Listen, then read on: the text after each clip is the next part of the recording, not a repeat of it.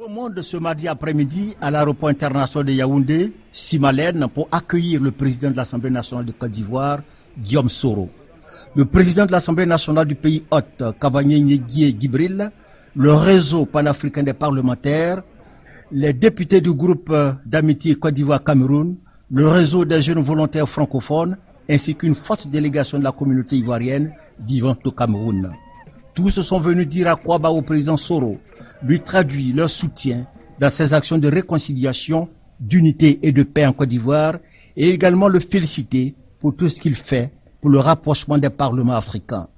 Très heureux et fier d'une telle mobilisation et de tant de marques d'amitié et de sympathie à son égard, Guillaume Soro a dit un grand merci aux uns et aux autres avant de mettre un accent particulier sur les bonnes relations qui existent entre la Côte d'Ivoire et le Cameroun. Et mes premiers mots de remerciement s'adressent à mon doyen, collègue, qui m'a invité ici au Cameroun pour bien évidemment venir participer à l'ouverture de la deuxième session ordinaire du Parlement camerounais. Les relations entre la Côte d'Ivoire et le Cameroun ont toujours été excellentes. La politique étrangère du président de la République de Côte d'Ivoire est de faire en sorte que la paix s'établisse entre les nations africaines, entre les voisins et les amis.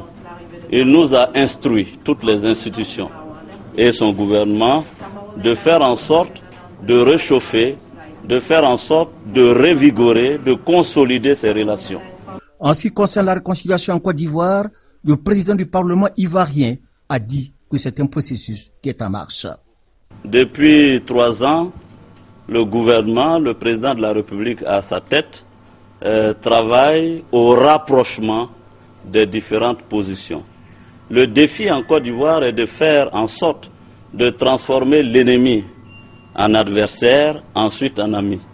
Après cela, le président de l'Assemblée nationale a rendu une visite de courtoisie au président du Sénat camerounais, Marcel Niat Juvengui, au siège de la dite institution.